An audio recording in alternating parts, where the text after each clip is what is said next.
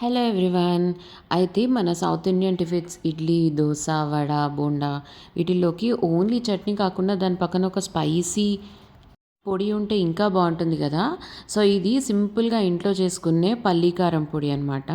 దీనికోసం మనము రిక్వైర్డ్ క్వాంటిటీలో నేనైతే 1.5 కప్ ఆఫ్ రోస్టెడ్ పీనట్స్ అంటే పల్లి బాగా వేయించుకొని పక్కన పెట్టుకోవాలి.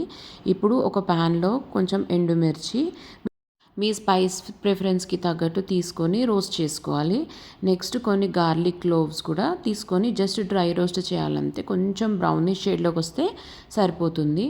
సో దీని తర్వాత మనం ఇవన్నీ ఒక ప్లేట్లో వేసేసుకొని కొంచెం కర్రీ లీవ్స్ కరివేపాకు కూడా యాడ్ చేసుకోవాలి. నేను దీంట్లో కళ్ళుప్పు వేస్తున్నాను, అంటే క్రిస్టల్ సాల్ట్ 1/2 టీ స్పూన్, జీరా, కారం అండ్ కొంచెం పసుపు ఇవన్నీ వేసి గ్రైండ్ చేసుకోవాలి.